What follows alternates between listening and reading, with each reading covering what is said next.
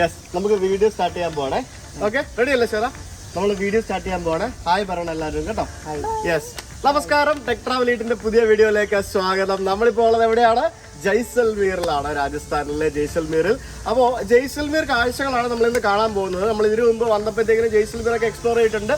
അതിൽ നിന്നും വ്യത്യസ്തമായിട്ട് ഇവിടെ കാണാത്ത ഇഷ്ടംപോലെ കാഴ്ചകളുണ്ട്. അതിലേക്കാണ് നമ്മൾ പോകാൻ പോകുന്നത്. ഫസ്റ്റ് തന്നെ നമുക്ക് ജയ്സൽമീർ എന്ന് പറയുമ്പോഴത്തേക്കും നമ്മൾ ഇന്ത്യ പാക് ബോർഡറിന്റെ അടുത്താണ് അല്ലേ. അപ്പൊ നമുക്ക് നിരവധി ഇന്ത്യ പാക് യുദ്ധങ്ങളുടെ ഒരു മെമ്മറി എന്നുള്ള രീതിയിൽ ഒരു ഇൻഡോ പാക് വാർ മ്യൂസിയം ഇവിടെയുണ്ട്. അതിൽ നിന്നും കണ്ടു തുടങ്ങാം. ജയ്സൽമീറിന്റെ കാഴ്ചകളിലേക്ക് ഏവർക്കും സ്വാഗതം. ഹായ് പറഞ്ഞു. ഹായ് ഹായ് പറഞ്ഞു. ഹായ്.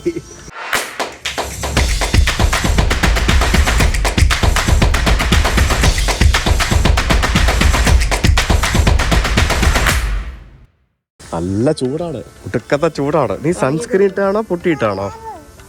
സൺസ്ക്രീൻ ആണോ പൊട്ടിയാണോ? പറ. ഇഷ്ടപ്പെട്ട് മൂട് പോയത് ഇഷ്ടപ്പെട്ടില്ല. ഞാൻ മുഖത്ത് നല്ലതായിട്ട് സൺസ്ക്രീൻ ഒക്കെ ഇട്ടിട്ടുണ്ട്. ശ്വേത സൺസ്ക്രീൻ ഒന്നും ഇടാതെ നല്ല അടിപൊളിയായിട്ട് മേക്കപ്പ് ഒക്കെ ചെയ്തിട്ടുണ്ട്. എന്താണേലും ഈ പറഞ്ഞ പോലെ ഫുൾ പിന്നെ മുഖമൊക്കെ വെളുത്തിരിക്കുന്ന കണ്ടപ്പോ ഞാൻ വിചാരിച്ചു നീ മേക്കപ്പ് ചെയ്തായിരിക്കും. സൺസ്ക്രീൻ ഇടും. ചെയ്യുന്നതിന് മുമ്പ് പുറത്തോട്ട് പോകണമെങ്കിൽ എല്ലാവരും സൺസ്ക്രീൻ ഇടും. ഓ സോറി മാഡം. ഓക്കെ. അപ്പൊ നമ്മൾ താമസിച്ച ഹോട്ടലിൽ നമ്മൾ പോകാൻ പോകുന്നു. ഫസ്റ്റ് സ്ഥലങ്ങൾ കാണാനായിട്ട്. സാർ, ഞാനാണ് രാവിലെ വണ്ടി ഓടിക്കുന്നത്. ഓക്കെ. നമ്മൾ താമസിക്കുന്നിടത്ത് 12 കിലോമീറ്റർ ഉണ്ട് വാർ മ്യൂസിയം. അത് നമ്മൾ ആ പൊക്രാനിന്ന് വരുന്ന വഴിക്ക് ഇന്നലെ കണ്ടായിരുന്നു. അത് മാത്രമേ ഉള്ളൂ ഇവിടുന്ന് കുറച്ച് മാറിയുള്ളൊരു സ്ഥലം എന്ന് പറയുന്നത്. ബാക്കി എല്ലാം ഈ ഇൻ ആൻഡ് റൗണ്ട് സിറ്റിക്കുള്ളിൽ തന്നെയുള്ള സ്ഥലങ്ങളാണ് നമ്മൾ കാണാൻ പോകുന്നത്. ശരിക്കും എൻ്റെ ജയ്സൽമീറിലെ പ്ലാൻ എന്ന് പറയുന്നത് ഇന്നിപ്പോൾ നമ്മൾ ഇൻ ആൻഡ് റൗണ്ട് ജയ്സൽമീർ കാണാൻ പോകുന്നു. നാളെ നമ്മൾ കാണാൻ പോകുന്നത് നമ്മൾ എല്ലാവരും കൂടെ മരുഭൂമിയിൽ ഒരു ചെറിയൊരു ഡ്യൂൺ ബാഷിങ്ങിനും അതേപോലെ തന്നെ ഡെസേർട്ടിൽ വെച്ചിട്ട് താർ ഡെസേർട്ടിൽ ഇപ്പോൾ ഒരു ഡിന്നർ, അതൊക്കെയാണ് നമ്മൾ അടുത്ത ദിവസം ചെയ്യാൻ പോകുന്നത്. അതിൻ്റെ അടുത്ത ദിവസം നമ്മൾ കാണാൻ പോകുന്നത് നമ്മൾ ഇന്ത്യ പാക് ബോർഡറിൽ പോകും. താനോട്ട് എന്ന് പറഞ്ഞ സ്ഥലത്തേക്ക്. നമ്മൾ കഴിഞ്ഞ തവണ വന്നപ്പോഴത്തേക്കാണ് നമുക്കിവിടെ ഇന്ത്യ പാക് ബോർഡറിൽ പോകാൻ പറ്റിയിട്ടുണ്ടായിരുന്നില്ല. നമ്മൾ ലോങ്ങേവാലയൊക്കെ പോയിരുന്നു. നമ്മൾ ഇന്ത്യ പാക് ബോർഡറിൽ പോകുന്നുണ്ട്. അപ്പോൾ അതൊക്കെയാണ് നമ്മൾ ജയ്സൽമീറിലെ പരിപാടി. ഒരു 2-3 ദിവസത്തെ പരിപാടിയാണ്. അതിനുശേഷം നമ്മൾ ഇവിടുന്ന് സ്ട്രെയിറ്റ് പോകാൻ പോകുന്നു കശ്മീരിലേക്ക്. അപ്പോൾ എന്നാലും ഒരു 3-4 ദിവസത്തിന് ശേഷം നമ്മളുടെ കശ്മീർ യാത്ര ആരംഭിക്കും. ഒരു കുടയുള്ളല്ലേ? അപ്പൊ ഞാൻ ആരായി? എനിക്ക് വെയിലടിച്ചു കഴിഞ്ഞാലേ കറുത്തു പോകുന്ന അമ്മ പറഞ്ഞിട്ടുണ്ട്. ആണോ? അതുകൊണ്ട് പിടിച്ചേ നടക്കുള്ളൂ. ഒരു കുട ഉണ്ടല്ലോ, എടുത്തോ. അപ്പൊ നമ്മളിവിടെ വന്ന് ഇവിടെ നമ്മുടെ വാർ മ്യൂസിയത്തിൽ വന്ന് പാർക്ക് ചെയ്ത് വന്ന് കയറിയപ്പോ തന്നെ അങ്ങ് പുറകെ ഒരു പട്ടാളക്കാരൻ ലോറി കിടക്കുന്നുണ്ട്. അവരിങ്ങോട്ട് ബാ എന്ന് പറഞ്ഞ് വിളിച്ച്, എന്നിട്ട് ഇങ്ങനൊരു നോട്ടം. എവിടെ വരുന്നത്? വണ്ടി നമ്പർ എഴുതിയെടുത്തു, ഫോൺ നമ്പർ വായിച്ചു വെച്ചു. എത്ര പേരുണ്ട്? ഞാൻ പറഞ്ഞു 4 പേര്. 4 പേരെന്ന് പറഞ്ഞപ്പോൾ ഇങ്ങനെ ഒരു നോട്ടം, എന്നിട്ട് ഋഷിയൊക്കെ ഉണ്ട്, എന്നിട്ടൊരു ചിരി. ഓക്കെ എന്ന് പറഞ്ഞിട്ട് പാർക്ക് ചെയ്തോളാം പറഞ്ഞു. അപ്പോൾ ഇത് നമുക്ക് ടിക്കറ്റ് ഉണ്ടാവും. ടിക്കറ്റ് എടുത്തിട്ട് അകത്തേക്ക് പോകാം. നമ്മൾ ടിക്കറ്റ് എടുത്തു. 30 രൂപയാണ് ഒരാൾക്ക് അകത്ത് കയറാനുള്ളത്. പിന്നെ വേറൊരു ഫീസും കൂടെ ഉണ്ട്. ഇത്തരത്തിലുള്ള ഇത് കണ്ടില്ലേ, മഹാവീർ ചക്ര, പരംവീർ ചക്ര ഒക്കെ ലഭിച്ച ആൾക്കാരുടെയൊക്കെ ചിത്രങ്ങളും അവരുടെ കഥകളും ഒക്കെ വെച്ചിട്ടുള്ള ടിക്കറ്റാണ് നമുക്ക് തരുന്നത്. കണ്ടില്ലേ, ജയ്സൽമീർ വാർ മ്യൂസിയത്തിൻ്റെ ഒരു റിസപ്ഷൻ ഉണ്ട് ഇവിടെ നിന്നാണ് ടിക്കറ്റ് എടുക്കേണ്ടത്. അപ്പോൾ ഇവിടെ ഇത്തരത്തിലുള്ള കുറേ എന്താ പറയുക സംഭവങ്ങളൊക്കെ എഴുതി വെച്ചിരിക്കുന്നത് കാണാം. പിന്നെ അവിടെ ഒരു ടാങ്ക് വെച്ചിട്ടുണ്ട്. പിന്നെ മൊത്തത്തിൽ ഒരു പ്രത്യേക ആംബിയൻസ് ആണ് കേട്ടോ ഇവിടെ. ഇന്ത്യയിലെ ഏറ്റവും വലിയ ആർമിയുടെ സൈറ്റാണ് ശരിക്കും ഇവിടെ ജയ്സൽമീറിലുള്ളത്. ആർമി സൈറ്റ് എന്ന് പറഞ്ഞാൽ ആർമി ക്യാമ്പ്, ഏറ്റവും വലിയ ആർമി ക്യാമ്പാണ്. ഇതിൻ്റെ തൊട്ടപ്പുറത്തൊക്കെയാണ് ആ സ്ഥലങ്ങളൊക്കെ. അവിടെയൊന്നും നമുക്ക് ഫോട്ടോഗ്രാഫി ഒന്നും അലൗഡ് അല്ല. ഇതുപോലെയുള്ള നമുക്ക് സിവിലിയൻസിന് ആക്സസ് ചെയ്യാൻ പറ്റുന്ന സ്ഥലങ്ങൾക്ക് നമുക്ക് ഫോട്ടോസും വീഡിയോസൊക്കെ എടുക്കാൻ സാധിക്കും. ഞാൻ അവിടെ ചോദിച്ചായിരുന്നു. 1965 ഇന്ത്യ പാക് യുദ്ധം നടന്നിട്ടുണ്ട്. 1971 ഇന്ത്യ പാക് യുദ്ധം നടന്നിട്ടുണ്ട്. അത് ബാറ്റിൽ ഓഫ് ലോങ്കേവാല എന്നാണ് അറിയപ്പെടുന്നത്. ആ ലോങ്കേവാലയുടെ അതിൻ്റെ ഒരു ഹോൾ അവിടെ ഉണ്ട്. ഇനി അതല്ലാതെ നമ്മൾ ലോങ്കേവാല എന്ന് പറഞ്ഞ സ്ഥലത്ത് പോകുമ്പോൾ അവിടെയും ആ ബാറ്റിലിലെ കുറേ സംഭവങ്ങളൊക്കെ നമുക്ക് കാണാൻ സാധിക്കും. അപ്പോൾ കുറേ യുദ്ധങ്ങളിൽ നമ്മുടെ കോൺട്രിബ്യൂഷൻസും പിന്നെ അതിൽ പിടിച്ചെടുത്ത സാധനങ്ങളൊക്കെയാണ് ശരിക്കും ഇവിടെ ഡിസ്പ്ലേ ചെയ്തിരിക്കുന്നത്. മനസ്സിലായോ? അപ്പോൾ നമുക്ക് ഇഷ്ടംപോലെ ഫോട്ടോസ് എടുക്കാം, കുറേ കാഴ്ചകൾ കാണാം. പിന്നെ നമ്മുടെ രാജ്യത്തിൻ്റെ പരമോന്നത ബഹുമതികളിലൊക്കെ ലഭിച്ച പട്ടാളക്കാരെയൊക്കെ നമുക്ക് അനുസ്മരിക്കാം. അവരെ ഓർത്ത് നമുക്ക് പ്രൗഡാകാം. അതൊക്കെയാണ് ശരിക്കും ഇത്തരത്തിലുള്ള മ്യൂസിയങ്ങൾ സന്ദർശിക്കുന്നതുകൊണ്ട് നമുക്ക് ലഭിക്കുന്നത്. സാർ ഇവിടെ രാവിലെ കണ്ണാടി വലിച്ചു പറിച്ച് തുടങ്ങിയിട്ടുണ്ട്. അബിയേ, എടാ ആ ടാങ്ക് കണ്ടോ നീ? സാധനം കണ്ടോ നീ? Type 59 മെയിൻ ബാറ്റിൽ ടാങ്ക് എന്നാണ് ഇതിന് പറയുന്നത്. ഇതൊരു Chinese produced version of Soviet T-54 tank എന്നാണ് എഴുതിയിരിക്കുന്നത്. അപ്പോൾ ചൈനക്കാരുണ്ടാക്കി പാകിസ്ഥാനികൾക്ക് കൊടുത്തതാണ്. 1971 ഇൻഡോ പാക് വാറിൽ ഇത് ഉപയോഗിച്ചിട്ടുണ്ടെന്നാണ് ഇവിടെ എഴുതിയിരിക്കുന്നത്. കണ്ടല്ലേ? അപ്പോൾ ബാറ്റിൽ ഓഫ് ലോങ്കേവാല നടന്ന സമയത്ത് 1971 പാകിസ്ഥാൻ്റെ ഭാഗത്തു നിന്നും ഉപയോഗിച്ച ഒരു ടാങ്കാണ്. അതിവിടെ ക്യാപ്ചർ ചെയ്ത് ഇവിടെ ഇങ്ങനെ സൂക്ഷിച്ചിരിക്കുന്നത്. കണ്ട, ബാറ്റിൽ ഓഫ് ലോങ്കേവാലയിൽ പാകിസ്ഥാൻ ശരിക്കും തോറ്റുപോയി. ഇവിടെ നമുക്കൊരു ലൈറ്റ് ആൻഡ് സൗണ്ട് ഷോ നടക്കാറുണ്ട് വൈകുന്നേര സമയങ്ങളിൽ. അതും നിങ്ങൾക്ക് വേണമെങ്കിൽ ഈവനിങ്ങിൽ കാണാൻ വരാം ഇവിടെ. പാട്രിയോട്ടിക് സോങ് ഒക്കെ ഇട്ടിരിക്കുന്ന ഒരു പ്രത്യേക ഫീൽ അല്ലേ ചേട്ടാ? ഞാൻ ഇതിനു മുമ്പ് പോയപ്പോൾ കാർഗിൽ വാർ മെമ്മോറിയലിൽ പോയപ്പോഴത്തേക്കിനും ശരിക്കും അവിടെ പോയി നിന്നിട്ട് നമുക്കങ്ങ് വല്ലാത്തൊരു വികാരഭരിതമായിട്ടുള്ളൊരു ഇതാവും. അവിടെ എന്ന് പറഞ്ഞാൽ ഇങ്ങനെയല്ല, അവിടെ ആ കാർഗിൽ യുദ്ധമില്ലേ, കാർഗിൽ യുദ്ധത്തിൽ മരണപ്പെട്ട ആൾക്കാരുടെ ഒരു മെമ്മോറിയലാണ്. അവിടെ മരിച്ച ആൾക്കാരുടെ എല്ലാവരുടെയും പേര് നമ്മൾ ഈ സെമിത്തേരിയിലൊക്കെ പോകുന്ന പോലെ അത് വല്ലാത്തൊരു നമുക്കൊരു രോമാഞ്ചിഫിക്കേഷൻ വരുന്നൊരു ഫീലാണത്. ഇവിടെ ഈ പാട്രിയോട്ടിക് സോങ് ഒക്കെ കേട്ട് കഴിയുമ്പോഴത്തേക്കിനും ഇവിടെ നമുക്കൊരു രോമാഞ്ചിഫിക്കേഷൻ വരും. ഇവിടെ ഫൗണ്ടനാണ്, ആ ഫൗണ്ടന് നടുക്ക് ഒരു കത്തി വെച്ചിരിക്കുന്ന കേട്ടോ. പിന്നെ നമ്മുടെ ത്രിവർണ്ണ പതാക അവിടെ ഇങ്ങനെ പാറിപ്പറക്കുന്നു. എന്ത് വലിയ പതാക എന്നറിയോ ശരിക്കും, ഭയങ്കര വലുതാണത്. പിന്നെ ഇവിടെ മൊത്തം കണ്ടില്ലേ, ഇത് കണ്ടില്ലേ, ഇതൊക്കെ പാകിസ്ഥാൻ്റെ നിന്ന് പിടിച്ചെടുത്ത സാധനങ്ങളാണ് ഇതൊക്കെ. നോക്കൂ,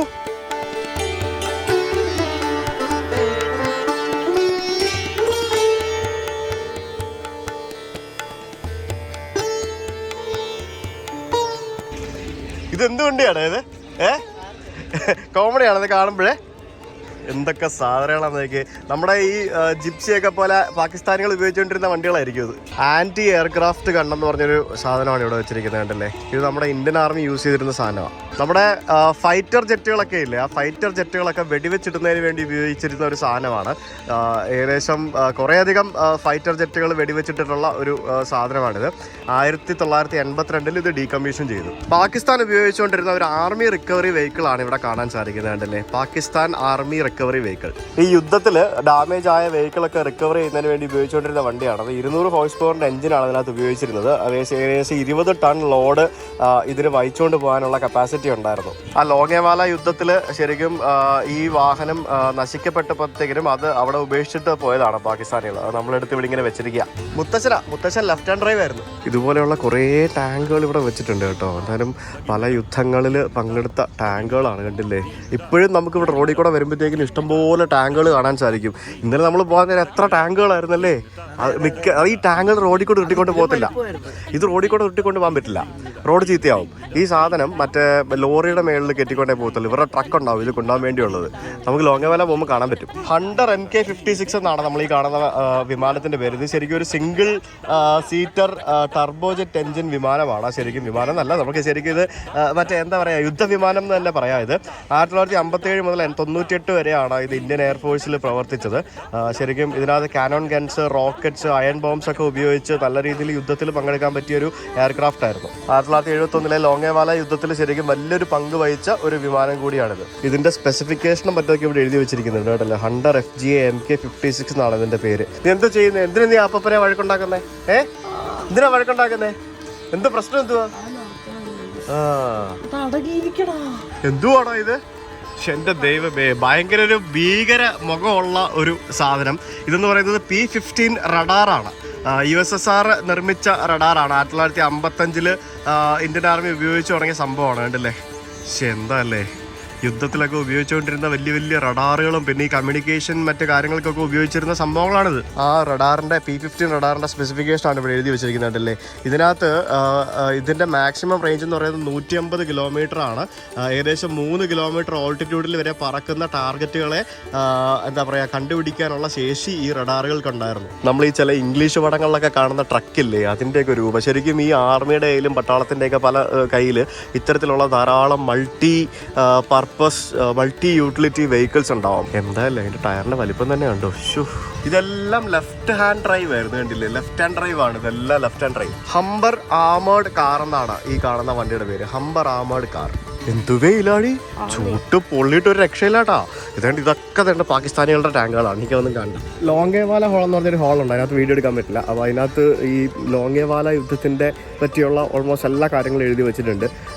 അതിൻ്റെ പിന്നിലുള്ള ഓരോ സംഭവം, ഈച്ച് ആൻഡ് എവറിത്തിങ്, അതിനകത്ത് പങ്കെടുത്ത ആൾക്കാരുടെ ഫോട്ടോസും ഡീറ്റെയിൽസും പിന്നെ യുദ്ധത്തിൻ്റെ ഈച്ച് ആൻഡ് എവറി ഇൻഫർമേഷൻ അകത്ത് കൊടുത്തിട്ടുണ്ട്. അതൊക്കെ ഇവിടെ വരുമ്പോൾ കയറി നിങ്ങൾ കണ്ട് മനസ്സിലാക്കിക്കും. ഇതുള്ളതല്ലേ, രസമുണ്ട് ഉണ്ടാക്കി വെച്ചിരിക്കുന്നുണ്ടോ.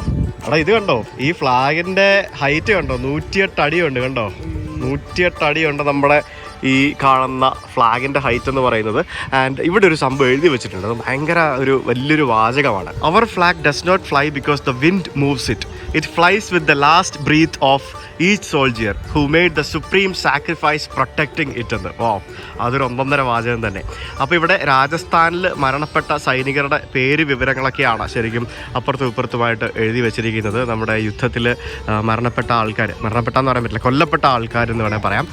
പിന്നെ മഹാവീർ ചക്ര ലഭിച്ച ആൾക്കാരുടെ ഡീറ്റെയിൽസ്, പരംവീർ ചക്ര ലഭിച്ച ആൾക്കാരുടെ ഡീറ്റെയിൽസ്, അശോക ചക്ര ലഭിച്ച ആൾക്കാരുടെ ഡീറ്റെയിൽസ്, പിന്നെ ഗാലൻട്രി അവാർഡ്, പിന്നെ അങ്ങനെ പലതരത്തിലുള്ള സംഭവങ്ങൾ കിട്ടിയ ആൾക്കാരുടെ പേര് വിവരങ്ങളും ഇവിടെ എഴുതി വെച്ചിട്ടുണ്ട്. ഋഷിക്കുട്ട, നീ എവിടാ വന്നിരിക്കുന്നതെന്നറിയോ? ഇവിടെ നോക്കി, എവിടാ വന്നിരിക്കുന്നതെന്നറിയോ? ഋഷിക്കുട്ടനെ ചൂടെടുത്തിട്ടാണെന്ന് തോന്നുന്നു ഈ ഒരു സഫക്കേഷൻ. എന്നിട്ട് നമ്മൾ കുടയൊക്കെ പിടിച്ചിട്ടുണ്ട്, പക്ഷെ എന്നാലും ചൂടെടുത്തിട്ട് ആളുടെ കണ്ണൊക്കെ. അത് മാത്രമല്ല ശരി, ഇത്രയും ചൂടത്ത് അവർ എക്സ്പീരിയൻസ് ചെയ്തിട്ടില്ലല്ലോ ഇതുവരെ, അതുകൊണ്ടാ.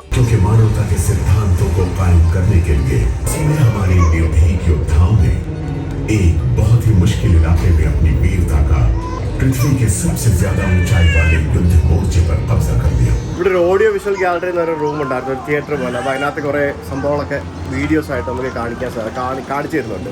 ഹിന്ദിയിലാണ്, മനസ്സിലാക്കാം. ഇവിടെ ഒരു സ്റ്റോർ ഉണ്ട്, ആ സ്റ്റോറിൽ എന്തൊരു സാധനങ്ങളായിരുന്നു. അബി ഇവിടുത്തെ ഒരു തൊപ്പി വാങ്ങിച്ചു, ഒരു കീ ചെയിനും വാങ്ങിച്ചു. ശരിക്കും ഇവിടെ ജയ്സൽമീറിന്റെ സ്റ്റോണൊക്കെ വെച്ചുണ്ടാക്കിയ അടിപൊളി സാധനങ്ങൾ നമുക്ക് ശരിക്കും നമ്മുടെ ഫ്ലാറ്റിന്റെ പണിയൊക്കെ കഴിഞ്ഞായിരുന്നെങ്കിൽ അകത്ത് വെക്കാൻ പറ്റുന്ന രീതിയിലുള്ള കുറേ സാധനങ്ങളുണ്ടായിരുന്നു. നമ്മൾ ഈ ഇന്റീരിയർ ഡിസൈനൊക്കെ ചെയ്യുന്ന കൂട്ടത്തിൽ വെക്കാൻ പറ്റുന്ന സാധനങ്ങളൊക്കെ നമുക്കിനി ആ ഫ്ലാറ്റിന്റെ പണി കഴിയുമ്പോഴത്തേക്കിന് നമുക്ക് ഒരു ദിവസം ഒരു ട്രിപ്പും കൂടെ ഓൾ ഇന്ത്യ ട്രിപ്പ് അടിക്കണം, സാധനങ്ങൾ കളക്ട് ചെയ്യാനായിട്ട്. എന്നിട്ട് വീട്ടിൽ കൊണ്ട് വെക്കാം. അപ്പൊ ഇവിടെ ഐ ലവ് ഇന്ത്യൻ ആർമി ഉണ്ട്. അപ്പൊ ഇവിടെ നിന്നിട്ട് നമുക്ക് ഫോട്ടോ എടുക്കാം. പക്ഷെ മറ്റേ ഇതില്ലല്ലോ, ഹൃദയം ഇല്ലല്ലോ. ഹൃദയം ആണല്ലേ, ഐ ലവ് ഇന്ത്യൻ ആർമി മാത്രമേ ഉള്ളൂ, ഹൃദയമില്ല. നമുക്ക് ഈ ടെക്നോളജി പരീക്ഷിക്കണം. ഇത് കണ്ടാ, ഇവിടെ കണ്ട നമ്മളെപ്പോലെ തന്നെ യാത്ര ചെയ്ത ഏതോ ടീമാണെന്ന് തോന്നുന്നു. കണ്ടില്ലേ, ഫുള്ള് തുണിയൊക്കെ ഉണക്കായിട്ടിരിക്കുന്നത് കേട്ടോ, അപ്പുറത്തും ഇപ്പുറത്തും. എനിക്ക് അണ്ടർവെയർ വരെ ഇട്ടിട്ടുണ്ട്, ഷഡ്ഡി വരെ ഇട്ടിട്ടുണ്ട്. എൻ്റെ പൊന്നു, ഒരു രക്ഷയില്ല. അത് അടിപൊളിയാട്ടോ. എന്തായാലും ആ കൊച്ചിൻ്റെ തുണി പുറത്ത് ഇപ്പുറത്തെ സൈഡിൽ, ആ കൊച്ചിൻ്റെ അപ്പൻ്റെ അണ്ടർവെയർ അപ്പുറത്തെ സൈഡിൽ, അമ്മയുടെ ലെഗിങ്സ് ഇപ്പുറത്തെ സൈഡിൽ. സിമ്പിളാണ്. ഇവിടെ വന്ന് പാർക്ക് ചെയ്ത് 10 മിനിറ്റ് ഉടനെ കിട്ടുമല്ലോ, അത്ര ചൂടാണല്ലോ. ആ സാധനം കണ്ട മുമ്പിൽ പോകുന്നേ, ഇത് പട്ടാളത്തിന്റെ ട്രക്കാണ് കേട്ടോ.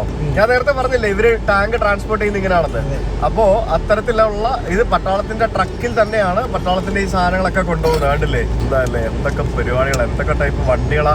ആ ഒരു ട്രക്കിന് പോലും ഫ്രണ്ടിൽ കോൺവോയ് ഉണ്ട്, അതായത് മറ്റേ ഇതുണ്ട്, പൈലറ്റ് ഉണ്ട് കേട്ടോ. മുമ്പിൽ ഒരു പട്ടാളത്തിന്റെ ജീപ്പ് പോകുന്ന കേട്ടോ, അത് ഈ ട്രക്കിന്റെ പൈലറ്റാ. ഇത് പാകിസ്ഥാന്റെ സാധനം കേട്ടോ, കണ്ടോ പാകിസ്ഥാന്റെ സാധനം. ആ അതെ അതെ അതെ.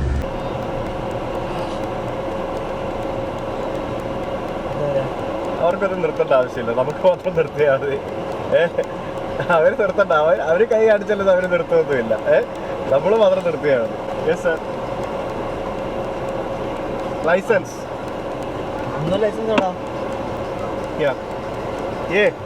Camera, dash cam.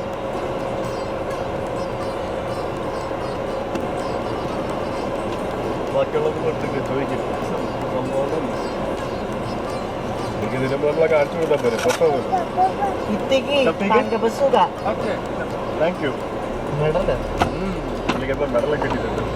മറ്റേ ആ ഫോർച്യൂണർ ആരും നിർത്തിയില്ല കണ്ടില്ലേ, അയാളെന്താ കൊളാണ്ടറാ, ഒന്ന് നമ്പർ വണ്ടി. ഇവനെ കൈ കാണിച്ച് അത് നിർത്തിയൊന്നുമില്ല.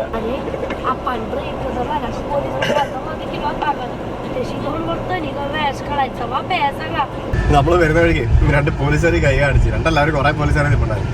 എന്നിട്ട് പുള്ളി വന്നിങ്ങനെ ലൈസൻസ് എന്നതൊക്കെ ചോദിക്കുന്നുണ്ട്. ക്യാമറ കണ്ടിട്ട്, ഡാഷ് ക്യാമറ കണ്ടിട്ട് ഇതെന്തോ നമ്മുടെ ഡാഷ് ക്യാമറ ആണെന്ന് പറഞ്ഞു. അപ്പം മുമ്പിലാണല്ലോ അവരെല്ലാവരും നിൽക്കുന്നത്. അപ്പം നമ്മളെപ്പോഴും പോലീസുകാർ ഡാഷ് ക്യാമറ ഉണ്ടെങ്കിലും പോലീസുകാർ വണ്ടി കൈ കാണിക്കുമ്പോഴത്തേക്കും ആ ഡാഷ് ക്യാമറയുടെ മുമ്പിൽ പോലീസുകാർ വരുന്ന രീതിയിൽ നിർത്തിയാൽ മതി, വേറെ പ്രശ്നമൊന്നും ഉണ്ടാവില്ല. അപ്പം അതിനകത്ത് എന്തെങ്കിലും നടക്കുകയാണെങ്കിൽ അതിനകത്ത് സൗണ്ട് അടക്കം എല്ലാം റെക്കോർഡ് ആയിക്കോളുമല്ലോ, വേറെ കുഴപ്പമൊന്നുമില്ലല്ലോ. പിന്നെ നമ്മുടെ ഡാഷ് ക്യാമറയ്ക്ക് അകത്തും ഒരു ക്യാമറ ഉണ്ട്. ഞാൻ ആ പോലീസുകാർ ഇവിടെ നിന്നപ്പോഴത്തേക്കും ഈ ക്യാമറ ഇങ്ങോട്ട് തിരിച്ചു വെക്കാനാണ് മറന്നത്, ഇല്ലാന്നുണ്ടെങ്കിൽ മുഖം കിട്ടിയാണ്. ശരി, ചില അപ്പം നമുക്ക് ഇവരെന്തെങ്കിലും നമ്മളെ ട്രാപ്പ് ചെയ്യാൻ ശ്രമിക്കുകയാണെങ്കിൽ, പ്രത്യേകിച്ച് അന്യ സംസ്ഥാനത്താണ് ട്രാപ്പ് ചെയ്യാൻ ശ്രമിക്കുകയാണെങ്കിൽ നമുക്കത് മനസ്സിലാക്കാം. അപ്പോൾ നമ്മളിവിടെ ജയ്സൽമീർ കോട്ടയുടെ താഴെ എത്തിയിരിക്കുകയാണ്. ഞാനിവിടെ വന്ന് കണ്ടിട്ടുണ്ട്. അപ്പോൾ ഇവരെ ഇവിടെ കാണിക്കണമല്ലോ ജയ്സൽമീർ കോട്ട എന്താണ് എങ്ങനെയാണെന്നുള്ളത്. അപ്പോൾ വന്നിറങ്ങി. റെഡിയല്ലേ? റെഡിയല്ലേ? എന്തിനാ ക്യാച്ച്? ആ കുപ്പി ബാഗിൽ വെക്കാൻ സ്ഥലമില്ല, അതിനകത്ത് പാസ്പോർട്ട് പറ്റുമൊക്കെ ഉണ്ട്. ആ കുപ്പി അതിനകത്ത് വെക്കാൻ പറ്റത്തില്ല, നനഞ്ഞു കഴിഞ്ഞാല് പ്രശ്നമാവും, സീനാവും. അപ്പോൾ വരുമ്പോൾ തന്നെ നമ്മൾ ഇഷ്ടംപോലെ ആൾക്കാർ വന്ന് അപ്രോച്ച് ചെയ്യും. എല്ലായിടത്തും പോകുമ്പോൾ വരുന്ന പോലെ തന്നെ ഗൈഡുമാരൊക്കെ വന്ന് നമ്മളെ പൊതിയും. പക്ഷെ അതിൻ്റെ ആവശ്യമില്ല. അപ്പോൾ നമ്മളെല്ലാവരും കൂടി ഇവിടെ നിന്ന് ഒരു ഓട്ടോ പിടിച്ച് മുകളിലേക്ക് പോവാണ്. അപ്പോൾ ഇവിടെ ഇത്തരത്തിലുള്ള ഫോട്ടോ നീ കണ്ടിട്ടുണ്ടാവില്ല ഇതുവരെ ജീവിതത്തിൽ ഒരു സ്ഥലത്തും. നമ്മൾ രാജസ്ഥാനിൽ കുറേ കോട്ട കണ്ടെങ്കിലും ഇതുപോലൊരു ഫോർട്ട് അത് വേറെ വ്യത്യസ്തമാണ്. അതാണ് ഈ കോട്ടയുടെ ഒരു പ്രത്യേകത എന്ന് പറയുന്നത്. അപ്പോൾ ഓട്ടോയിൽ നമ്മളെ മുകളിൽ കൊണ്ടുപോകും. ഇവിടെ താഴെ വണ്ടി പാർക്ക് ചെയ്യാൻ 60 രൂപ കൊടുക്കണം. ഓട്ടോക്കാരൻ നമ്മളോട് 20 രൂപയാണ് ഒരാൾക്ക് കൊടുക്കാൻ വേണ്ടി പറഞ്ഞത്. കയറി പോകുന്ന കണ്ട, ഏത് വഴി കൂടെ കയറി പോകുന്ന കണ്ട.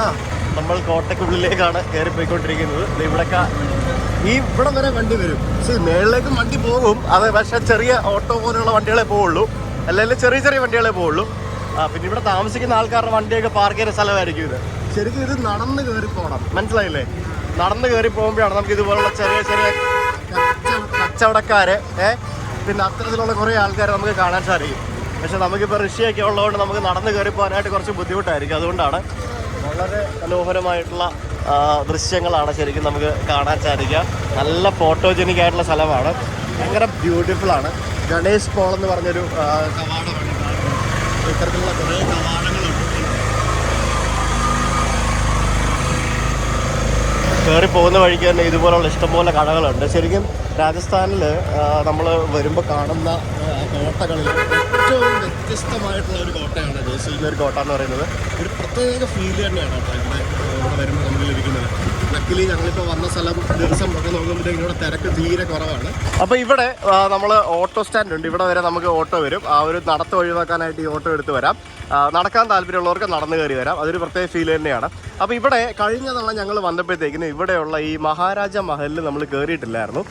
ഇതൊരു Jaisalmer fort palace museum and heritage centre എന്ന് പറഞ്ഞൊരു സ്ഥലമുണ്ട്. ഇത് കഴിഞ്ഞ തവണ ഇവിടെ കയറിയില്ല. എന്തായാലും ഇവിടെ കയറി കാണണ്ടേ നമുക്ക്. രാജാക്ക മഹൽ എന്നും പറഞ്ഞിട്ട് സംഭവമാണ്. അപ്പോൾ ഇതിനകത്ത് കയറാനായിട്ട് നമുക്ക് 200 രൂപയാണ് കൊടുക്കേണ്ടത്. ടിക്കറ്റ് എടുക്കണം. ഇവിടെ 2 സീസണാണുള്ളത്, ഒന്ന് സമ്മർ ഒന്ന് വിന്റർ. അപ്പോൾ ആ സമ്മറിലും വിന്ററിലും ഇതിൻ്റെ ടൈമിംഗ് ആണ് എഴുതി വെച്ചിരിക്കുന്നത്. രാവിലെ 7 മുതൽ വൈകിട്ട് 6 മണി വരെ ഉണ്ട്. ആ ഒരു മ്യൂസിയത്തിലേക്ക് കയറി വരുമ്പോൾ നമുക്ക് കാണാൻ സാധിക്കുന്നതെന്ന് പറഞ്ഞാൽ നമ്മൾ പല കൊട്ടാരങ്ങളും കണ്ടു. എൻ്റെ പഴയ വീഡിയോ കാണാത്തവർക്കായിട്ട് ഞാൻ പല കാര്യങ്ങളും പറഞ്ഞുതരാം. ഇവിടെ ഒരു അമ്പലം കാണാം. പിന്നെ ആ കാണുന്നതൊക്കെ വീടുകളാണ്, കണ്ടില്ലേ? പ്രൈവറ്റ് വീടുകൾ, പ്രൈവറ്റ് പ്രോപ്പർട്ടീസ് ഒക്കെയാണ് ഇവിടെ ഈ കാണുന്ന ബാക്കിയുള്ള സ്ഥലങ്ങളെല്ലാം. ഈ ശത്രുക്കളുടെ പ്രതിരോധത്തിന് വേണ്ടിയാണ്, അതിൽ നിന്ന് രക്ഷപ്പെടുന്നതിന് വേണ്ടിയാണ് ശരിക്കും പണ്ട് കാലത്ത് ഈ കോട്ടകൾ നിർമ്മിച്ചുകൊണ്ടിരുന്നത്. അപ്പോൾ നമ്മുടെ ജയ്സൽമീർ കോട്ടയുടെ കഥയും അത് തന്നെയാണ്. ശത്രുക്കളിൽ നിന്നും പ്രതിരോധിക്കാൻ വേണ്ടി നിർമ്മിച്ച കോട്ട. പക്ഷേ ഈ കോട്ടയ്ക്ക് ഒരു വ്യത്യാസമുണ്ട്. ഈ കോട്ടയിൽ മനുഷ്യരാണ് ജീവിച്ചിരുന്നത്. നാട്ടുകാർ മൊത്തം ഈ കോട്ടയിലാണ് ജീവിച്ചിരുന്നത്. അതിനുശേഷം കോട്ടയിൽ സ്ഥലപരിമിതികൾ വന്നപ്പോഴാണ് ശരിക്കും ജനം കോട്ട വിട്ട് താഴെ ഇറങ്ങി ജയ്സൽമീർ നഗരത്തിലേക്ക് ബാക്കിയുള്ള സ്ഥലങ്ങളിലേക്ക് പോയി തുടങ്ങിയത്. അതാണ് ജയ്സൽമീർ കോട്ടയുടെ പ്രത്യേകത എന്ന് പറയുന്നത്. ഏകദേശം 4000 ആളുകൾ ഈ കോട്ടയിൽ ഇപ്പോൾ താമസിക്കുന്നുണ്ടെന്ന് പറഞ്ഞാൽ നിങ്ങൾ വിശ്വസിക്കുക. 4000 ആളുകൾ ഈ കോട്ടയിൽ താമസിക്കുന്നുണ്ട്. അവരുടെ പ്രധാന വരുമാനം എന്ന് പറയുന്നത് ടൂറിസം തന്നെയാണ്. ഹോം സ്റ്റേ നടത്തുന്നവരുണ്ട്, കോഫി ഷോപ്പ് നടത്തുന്നവരുണ്ട്, റെസ്റ്റോറൻറ്റ് നടത്തുന്നവരുണ്ട്, പിന്നെ ഇവിടെ ഓട്ടോയും ബാക്കി ഗൈഡ് ആൾക്കാരായിട്ട് ജീവിക്കുന്നവരുണ്ട്, കച്ചവടക്കാരുണ്ട്, ക്ഷേത്രത്തിലെയും അതേപോലെ തന്നെ കൊട്ടാരത്തിലെയും ജീവനക്കാരുണ്ട്. അപ്പോൾ അങ്ങനെയൊക്കെയാണ് ശരിക്കും അവർ ജീവിക്കുന്നത്. ശരിക്കും ജയ്സൽമീറിൻ്റെ 1/4 ഓഫ് പോപ്പുലേഷൻ എന്ന് പറയുന്നത് ശരിക്കും ഇവിടെ തന്നെയാണ് ജീവിക്കുന്നത്. ഈ 1156 രജപുത്രനായിട്ടുണ്ടായിരുന്ന റാവൽ ജയ്സലാണ് ശരിക്കും ഈ കോട്ട പണി കഴിപ്പിച്ചത്. അപ്പോൾ അന്ന് നിരവധി രാജാക്കന്മാരുടെ കൈകളിൽ നിന്നും കൈമറിഞ്ഞ് ഒടുവിൽ മുഗൾ രാജാക്കന്മാരുടെ കയ്യിൽ ഈ കോട്ട എത്തി. 1762 വരെ ജയ്സൽമീർ കോട്ട ശരിക്കും മുഗൾ രാജാക്കന്മാരുടെ കയ്യിലായിരുന്നു. നമുക്കറിയാം ഇവിടെ ഉണ്ടായിരുന്ന നമ്മുടെ ഭാരതത്തിലെ ഒരുമാതിരിപ്പെട്ട എല്ലാ സംഭവങ്ങളും അവർ അറ്റാക്ക് ചെയ്ത് കീഴടക്കി കൊണ്ടുപോയിരുന്ന ഒരു കാലഘട്ടം നമുക്കുണ്ടായിരുന്നു അല്ലേ. ശരിക്കും പണ്ട് കാലത്ത് ഈ ഓൾഡ് സിൽക്ക് റൂട്ട് എന്ന് പറയുന്ന ഒരു റൂട്ട് ഉണ്ടായിരുന്നു. ഓൾഡ് സിൽക്ക് റൂട്ട് ശരിക്കും ജയ്സൽമീർ അതിൻ്റെ ഭാഗമായിരുന്നു. അപ്പോൾ അതുകൊണ്ട് തന്നെ ഈ ഓൾഡ് സിൽക്ക് റൂട്ടിലൂടെ ട്രേഡിങ്ങും മറ്റും ചെയ്തിരുന്ന ആളുകളുടെ പ്രധാന ഇടത്താവളം എന്ന് പറയുന്നത് ശരിക്കും ഈ ജയ്സൽമീർ കോട്ടയായിരുന്നു ഒരു കാലം. അവരുടെ കയ്യിലുള്ള പട്ടും സുഗന്ധദ്രവ്യങ്ങളും എല്ലാ സംഭവങ്ങളും ഇവിടെ ഇറക്കി വെച്ച് വിശ്രമിച്ച് അടുത്ത ദിവസം അവർ യാത്ര ആരംഭിക്കുന്ന ഒരു രീതി ഉണ്ടായിരുന്നു. പിന്നീട് ബ്രിട്ടീഷുകാരുടെ വരവോടുകൂടി ഈ കോട്ടയുടെ പ്രാധാന്യം കുറഞ്ഞു തുടങ്ങി. പിന്നെ ബോംബെയിലെ തുറമുഖം വളർന്നു വന്നതിനോടനുസരിച്ച് പിന്നെ ആ ഒരു പഴയ സിൽക്ക് റൂട്ട് എന്ന് പറയുന്ന ആ ഒരു കച്ചവട പാതയും സത്യം പറഞ്ഞാൽ ശരിക്കും അടച്ചുപൂട്ടി. ഇപ്പോൾ നമുക്കറിയാം പലതരത്തിലുള്ള സിൽക്ക് റൂട്ടുകൾ നമുക്കറിയാം. ഇപ്പോൾ നാദുല പാസ് വഴി ചൈനയുമായിട്ടുള്ള സിൽക്ക് റൂട്ട്, അങ്ങനെ പലതരത്തിലുള്ള സിൽക്ക് റൂട്ടുകളെ പറ്റി, സിൽക്ക് റൂട്ടിന്റെ സ്ഥലങ്ങളെ പറ്റിയൊക്കെ നമ്മൾ പഠിച്ചിട്ടുണ്ട്. നമ്മൾ പല സ്ഥലത്ത് പോയപ്പോൾ കണ്ടിട്ടുമുണ്ട് അല്ലേ. ശരിക്കും നമുക്ക് ഈ കോട്ട കാണാൻ വരുന്നതിന് നിങ്ങൾക്ക് പൈസ ഒന്നും കൊടുക്കേണ്ട ആവശ്യമില്ല. നിങ്ങൾ മുകളിൽ വന്നിട്ട് ഈ മ്യൂസിയത്തിൽ കയറണമെങ്കിൽ മാത്രം നിങ്ങൾ പൈസ കൊടുത്താൽ മതി. എല്ലാന്നുണ്ടെങ്കിൽ നിങ്ങൾക്ക് ജസ്റ്റ് ഫ്രീ ആയിട്ട് നടന്ന് കയറി വന്ന് ഇവിടെ എല്ലാം കണ്ട് അങ്ങോട്ടും ഇങ്ങോട്ടൊക്കെ നടന്ന് ഫോട്ടോ ഒക്കെ എടുത്തിട്ട് പോകാവുന്നതേ ഉള്ളൂ. ഇവിടെ വന്നിട്ട് ഞാൻ എല്ലാ സ്ഥലത്തും പറയുന്ന പോലെ തന്നെ ഇവിടുത്തെ ഗൈഡുമാരെ സൂക്ഷിക്കണം. 50 രൂപ 100 രൂപ ഫ്രീ ആയിട്ടൊക്കെ വരാമെന്ന് പറയുന്ന ഗൈഡുമാരുണ്ടാവും. അവർ വന്നു കഴിഞ്ഞാൽ അവരിവിടെയുള്ള കുറേ തട്ടിപ്പ് കടകളുണ്ട്. ആ തട്ടിപ്പ് കടകളിൽ നമ്മളെ കൊണ്ടുപോയിട്ട് നമ്മളെ കൊണ്ട് സാധനങ്ങൾ വാങ്ങിപ്പിച്ചിട്ട് പിഴിയുക എന്നുള്ളതാണ്, അല്ല അതിൽ നിന്ന് കമ്മീഷൻ ലഭിക്കുക എന്നുള്ളതാണ് അവരുടെ വരുമാന മാർഗ്ഗം എന്ന് പറയുന്നത്. അപ്പോൾ ആ തട്ടിപ്പുകളിൽ വീഴാതെ നിങ്ങൾ സൂക്ഷിക്കുക. നിങ്ങൾക്ക് സാധനം വാങ്ങിക്കണമെന്നുണ്ടെങ്കിൽ ഇതുപോലുള്ള സ്ഥലങ്ങളിൽ നിന്ന് വാങ്ങിച്ചു കഴിഞ്ഞാൽ ആ ചില പർട്ടിക്കുലർ കടകളുണ്ട്, എല്ലാ കടകളും അല്ല, ചില പർട്ടിക്കുലർ കടകളുണ്ട്. ആ കടകളിൽ നിന്ന് വാങ്ങിച്ചു കഴിഞ്ഞാൽ നിങ്ങൾ അറുത്ത് പറ്റിക്കപ്പെടും. അപ്പോൾ നമുക്ക് ഉള്ളിലേക്ക് വന്ന സംഭവം നോക്കാം. മീൻ മറക്കുന്ന മണം. ശരിയാട്ടോ. ഓ ദേ സാർ ഇവിടെ നടന്നു തുടങ്ങി രാവിലെ. ചെരുപ്പിട്ട് കഴിഞ്ഞാൽ ചെരുപ്പ് ഊരി കളയണം. അതാണ് സാറിന്റെ ഒരു പതിവ് ശീലം എന്ന് പറയുന്നത്. എന്തായാലും സോക്സ് ഇട്ടിട്ടുണ്ടല്ലോ, കുഴപ്പമില്ല, അത് മതി. വരുന്നോ? ഞങ്ങൾ പോവാട്ടോ. ക്യാമറ കൊണ്ടുവരുമ്പോ ഓടുന്നുണ്ട്. അതെ, അയാളെ ചിരിച്ച് അഭിപ്രായം കാണിക്കുന്നൊക്കെ.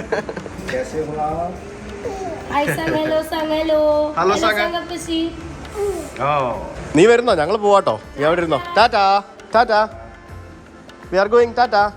എത്തൂ വരുന്നോ? അപ്പോൾ ഇവിടെ കയറാനായിട്ട് നമുക്ക് 200 രൂപ ടിക്കറ്റ് എടുക്കണം. ഇവിടെ നിന്ന് ഒരാൾക്ക് 200 രൂപയാണ്. പിന്നെ ഓഡിയോ ടൂർ സംഭവങ്ങളൊക്കെ കിട്ടും. അപ്പോൾ നമുക്ക് ഇതിൻ്റെ മുകളിലേക്ക് പോകാം. ഇത് വളരെ മനോഹരമായിട്ടുള്ളൊരു കെട്ടിടമാണ്. അതേ മേളിലൊരു നെറ്റ് ഇട്ടിട്ടുണ്ട്, പക്ഷേ കണ്ടാൽ പറയൂ നെറ്റ് ഇട്ടിട്ടുണ്ടെന്ന്. അപ്പോൾ ഈ പ്രാവുകൾ ഇങ്ങോട്ട് വരാതിരിക്കാൻ വേണ്ടിയാണ് നെറ്റ് ഇരിക്കുന്നത് കേട്ടോ. ഓ സാറിനെ വിൻഡോ നോക്കുക. മാറി ചെയ്ത അവൻ നോക്കട്ടെ ചെയ്ത. അയ്യോ വീട് ഉട്ടാ ടഞ്ചോയി. എടിന് നോക്കൂ. എന്ത് വലിയ നോക്കുന്നുണ്ട്. നോക്ക് എന്താ അവിടെ കാണുന്നേ. ഇത് ശരിക്കും ആ മറ്റേ രാജാവില്ലേ, പുള്ളി താമസിച്ചിരുന്ന വീടാ. അത് അതായത് ചെറിയൊരു പാലസ് കണ്ടില്ലേ. അതിപ്പോഴും ഇവരിങ്ങനെ മനോഹരമായിട്ട് ഓരോ സംഭവങ്ങളും പ്രിസർവ് ചെയ്ത് വെച്ചിരിക്കുകയാണ്. എന്നാലും കുറേയൊക്കെ നല്ല അടിപൊളിയായിട്ട് വെച്ചിട്ടുണ്ടല്ലേ. ശരിക്കും നമ്മൾ ഈ മറ്റ് സ്ഥലങ്ങളിൽ കണ്ട കൊട്ടാരത്തിൽ നിന്ന് എൻ്റെ ഡിഫറെന്റ് അല്ലേ ഇവിടുത്തെ സംഭവങ്ങൾ? വേറെ വ്യത്യാസമുണ്ട്. ആ സത്യം, അതെ, ഗോൾഡൻ കളർ. അതുകൊണ്ടാണല്ലോ ഗോൾഡൻ സിറ്റി എന്ന് പറയപ്പെടുന്നത്. സുവർണ നഗരി എന്നാണല്ലോ പറയപ്പെടുന്നത്. ആ ഒരു ഫീലാണ് എല്ലാ സ്ഥലങ്ങളിലും നമുക്ക് കിട്ടുന്നത്. ശരിക്കും ഈ കല്ലിൻ്റെ ഒരു പ്രത്യേകത എന്താണെന്നറിയാമോ? ഈ കല്ലും കൊണ്ടാണ് ഇപ്പോഴും ഇവര് കെട്ടിടങ്ങൾ പണിയുന്നത്. എത്ര പഴക്കം ഉണ്ടെങ്കിലും മനസ്സിലാവൂല. നമ്മൾ താമസിക്കുന്ന ഹോട്ടൽ നല്ല പഴക്കമുണ്ട്, 20 വർഷത്തോളം പഴക്കമുള്ള. കണ്ട പുറത്തും നോക്കിയാൽ പറയും, അകത്ത് പോയാൽ പറയും കല്ലിന്റെ ഭംഗിയാണ്. അതാണ് അതിന്റെ ഒരു പ്രത്യേകത എന്ന് പറയുന്നത്. ഇത്തരത്തിലുള്ള ആ കല്ലുകളുടെ പ്രത്യേകത ഭയങ്കര ലോങ് ലാസ്റ്റിംഗ് ആണ്. ഈ ഭാഗത്ത് കാണപ്പെടുന്ന ഒരു പ്രത്യേകതരം കല്ലുകളാണ് ഇത്. ഇതുകൊണ്ട് ഇവര് എന്തൊക്കെ സാധനങ്ങൾ ഉണ്ടാക്കുമെന്നറിയോ ഇത് വെച്ചിട്ട്? അബി ഭയങ്കര ബ്യൂട്ടിഫുൾ ആണ് ഈ സ്ഥലങ്ങൾ. ഫോട്ടോജനിക് ആണ്. ഞങ്ങളുടെ നല്ല അടിപൊളി ഫോട്ടോ എടുത്ത് തരണം. ഋഷിക്കുട്ടാ എണീറ്റ് നടന്നു വന്നേ. മുട്ടലടയല്ലേ, നടന്നു വാ. എന്തായാലും അവിടെ മൊത്തം തൂത്ത് വൃത്തിയാക്കിയിട്ടുണ്ട്. എനിക്കാണല്ലോ പണി. എടുക്കാൻ അതെ ഇരിക്കണമല്ലോ. നമ്മൾ മാത്രം ഇരുന്നാൽ പോരല്ലോ, അവനും ഇരിക്കണ്ടേ. താഴെ നിന്ന് എനിക്ക് വെള്ളം കുടിക്കാൻ വയ്യ. ഞാൻ വേണേൽ കൈ വന്നിരുന്ന് വെള്ളം കുടിക്കാറുണ്ട്. അതാണ് ഞങ്ങളുടെ പ്രശ്നങ്ങൾ. ഞങ്ങൾക്ക് അങ്ങനെയുള്ള ചില വാശികളൊക്കെ ഉണ്ട് ചില സമയത്ത്. ചിലപ്പോൾ അമ്മ കൊടുത്താൽ മാത്രമേ കുടിക്കുള്ളൂ, ചിലപ്പോൾ ഞാൻ കൊടുക്കണം, ചിലപ്പോൾ അബി കൊടുക്കേണ്ടി വരും. അത് അവൻ വിചാരിക്കുന്ന പോലെ നമ്മൾ കൊടുക്കണം. അതിന്റെ കണ്ണട വലിക്കരുത്, ഇടി കിട്ടും കണ്ണട വലിച്ചു കഴിഞ്ഞാൽ. ഓക്കെ, അതെ, ഒന്നാമത് മൊത്തം സ്ക്രാച്ച് ആയി ഇരിക്കുക. സ്ക്രാച്ച് ആയ കണ്ണട വെച്ചോണ്ട് അങ്ങനെ നടക്കുന്നത്. എന്തോ വേണ്ട ഇവിടെ നിന്ന്? കൊടയാണോ വേണ്ട? കൊടയാണോ?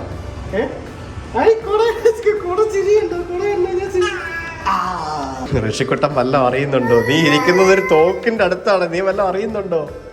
തോക്കാണത് കേട്ടാ. ടിഷ്യൂ തോക്ക്. ടിഷ്യൂ തോക്കാണത് കേട്ടാ. അപ്പൊ ഇതിനകത്തൊരു ചെറിയൊരു ആർമറി ഉണ്ട്. നമുക്കിവിടെ പണ്ട് കാലത്തെ കുറെ കത്തിയും പിന്നെ ഇത്തരത്തിലുള്ള കുറെ സംഭവങ്ങളൊക്കെ നമുക്ക് കാണാൻ സാധിക്കും. ഇവിടെ പല സംഭവങ്ങളും ഇവർ അടച്ചിട്ടിരിക്കുക കേട്ടോ.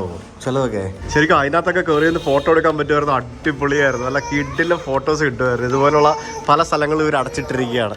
എന്താണ് സാറിന് ദാഹിക്കുന്നുണ്ട്, അതാണ് പ്രശ്നം. ഇവിടെ വന്ന് കഴിയുമ്പോഴത്തേക്കിനും നമുക്ക് വളരെ മനോഹരമായിട്ടുള്ള ഒരു സിറ്റി വ്യൂ നമുക്കിവിടെ കിട്ടുന്നതാണ്. കണ്ടില്ലേ, ഈ താഴെ കാണുന്നതൊക്കെ കടകൾ, ഈ ഹാൻഡിക്രാഫ്റ്റുകളും ആൻറ്റീക്സ് ഒക്കെ വിൽക്കുന്ന കടകളാണ്. ഇതിലൂടെയൊക്കെ നമുക്ക് അങ്ങോട്ട് പോകാം. പിന്നെ ആ കാണുന്നതാണ് നമ്മുടെ ജയ്സൽമീർ നഗരം. പക്ഷേ ആ കെട്ടിടങ്ങൾ കാണാൻ ഒരു വൃത്തി ഫീൽ ചെയ്യുന്നില്ലേ? മൊത്തത്തിൽ ഏകദേശം ഒരേ കളർ. ആ ഒരു നമ്മുടെ നാട്ടില് ഓരോ സിറ്റീസിലും ഒരു പ്രത്യേക തരത്തിലുള്ള ഡിസൈനും കളറും ഒക്കെ അപ്രൂവ് ചെയ്തിട്ട് അത് മാത്രമേ ചെയ്യാൻ പാടുള്ളൂ എന്നൊക്കെ പറഞ്ഞുള്ള നിയമങ്ങൾ വരികയാണെങ്കിൽ ശരിക്കും കുറേയധികം നമുക്ക് നമ്മുടെ നഗരങ്ങളൊക്കെ മനോഹരമാക്കാം. കാഴ്ചകളിലൊക്കെ നമ്മൾ ഈ ഗൾഫിലൊക്കെ നമുക്ക് ഗൾഫിൽ മാത്രമല്ല നമ്മൾ പല രാജ്യങ്ങളിൽ പോകുമ്പോഴും കാണുന്നതല്ലേ. ഫോട്ടോ എടുക്കാൻ പറ്റിയൊരു സ്ഥലം നമ്മൾ കണ്ടെത്തിയിരിക്കുകയാണ്. ഇവിടെ വന്ന് ഫോട്ടോ എടുക്കാവുന്നതാണ്. അപ്പോൾ ഇവിടെ വരുമ്പോഴത്തേക്കിന് നമ്മൾ നഗരത്തിൻ്റെ മറ്റൊരു വശമാണ് നമുക്ക് ഇവിടെ നിന്ന് കാണാൻ സാധിക്കുന്നത്. കണ്ടല്ലേ, ഈ ഫോർട്ടിൻ്റെ ഒരു ഭാഗമാണ് കേട്ടോ ഇത്. അതിൻ്റെ മേളിലൊക്കെ നമുക്ക് കഫേസ്, റെസ്റ്റോറൻറ്റ്സ് ഒക്കെ ഇഷ്ടം പോലെ ഉണ്ട് കേട്ടോ. ഇതിൻ്റെ മേളിൽ നിങ്ങൾക്ക് വന്ന് താമസിക്കാം. നിങ്ങൾക്ക് വേണമെന്നുണ്ടെങ്കിൽ Airbnb പോലെയുള്ള ചെറിയ ചെറിയ ഹോം സ്റ്റേകളും മറ്റുമൊക്കെ ഇതിൻ്റെ മേളിലുണ്ട്. രാത്രി സമയങ്ങളിൽ നല്ല വൈബായിരിക്കും. നല്ല മനോഹരമായിട്ടുള്ള ഒരു ദൃശ്യം കാണാൻ സാധിക്കും. അങ്ങ് ദൂരെ നമുക്ക് റെയിൽവേ സ്റ്റേഷൻ കാണാം. ഈ റെയിൽവേ സ്റ്റേഷൻ ഉണ്ടാ ഇതിനകത്ത് ഇത്തരത്തിലുള്ള റാണി കാ മഹൽ, അങ്ങനെ പല ടൈപ്പ് മഹലുകളാണ് ഇതിനകത്ത് നമുക്ക് കാണാൻ സാധിക്കുന്നത്. ഇതൊക്കെ ഓരോ ആളുകളുടെ വീടുകളായിരുന്നു. ഇത് കണ്ടില്ലേ, ഇത്തരത്തിലുള്ള കുറേ ഇരിപ്പിടങ്ങൾ. ഇതൊക്കെ ശരിക്കും ഇതുപോലെ ഇരുന്ന് നഗര കാഴ്ചകളും മറ്റും കണ്ട് ആസ്വദിക്കുന്നതിന് വേണ്ടിയുള്ള സ്ഥലങ്ങളായിരുന്നു. കണ്ടോ, ഇതുപോലെയുള്ള എത്ര സ്ഥലങ്ങളുണ്ട് ഈ കൊട്ടാരത്തിൽ. ഇതിനകത്ത് കയറിയിട്ട് മൊത്തം വഴിതെറ്റിപ്പോകുന്ന അവസ്ഥയാണ് കേട്ടോ. എങ്ങോട്ടാ ഏതാണെന്നൊന്നും മനസ്സിലാവുന്നില്ല. അങ്ങോട്ടും ഇങ്ങോട്ടും കുറെ ആരെ ഇട്ട് വെച്ചിട്ടുണ്ട്. എല്ലായിടത്തും മറ്റേ ഓഡിയോ ഗൈഡിന്റെ നമ്പർ ഇട്ട് വെച്ചിട്ടുണ്ട്. അതിങ്ങനെ കൂടുന്നതനുസരിച്ച് നോക്കി പോവാണ്. ഇവിടൊക്കെ എല്ലാം ഇതുണ്ട്, എഴുതി വെച്ചിട്ടുണ്ട് ഓരോ സംഭവങ്ങൾ എന്തൊക്കെയാണ് നടക്കുന്നതെന്ന്. ഇവിടെ ചിലപ്പോ ഇവിടെ റിനോവേഷൻ നടക്കുമായിരിക്കും. എന്ത് ഭംഗിയാഴ്ച എന്നാലും അടിപൊളിയാണ് കേട്ടോ. രക്ഷയിലാണോ, മാർവലസ്.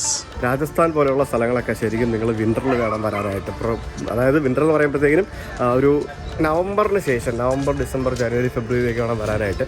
അതാണ് ഇവിടുത്തെ ബെസ്റ്റ് സമയം. ചൂടത്ത് വന്നു കഴിഞ്ഞാൽ ചുട്ടു പൊള്ളി നമുക്ക് ഭയങ്കര ക്ഷീണമാവും. കുറേ നടന്നു കഴിയുമ്പോഴത്തേക്ക് നമുക്ക് ക്ഷീണമാവും ചൂടത്ത് വന്നു കഴിഞ്ഞാൽ. അതാണ് ഒരു പ്രശ്നം. പണ്ട് കാലത്തെ ഈ ലൂഡോ കളിച്ചുകൊണ്ടിരുന്നത് എങ്ങനെയാണെന്നറിയോ, ഓരോ സാധനങ്ങൾ ഇങ്ങനെ നമുക്ക് ലൂഡോ കളിക്കാൻ ഒരു സാധനമില്ലേ, ഇപ്പം അതൊക്കെ മാറി കേട്ടോ. ഇവിടെ നോക്കി മൊബൈൽ എടുത്ത് വെച്ചിട്ട് മൊബൈലിലാണ് ഇവർ 4 പേരും കൂടെ ലൂഡോ കളിച്ചുകൊണ്ടിരിക്കുന്നത്.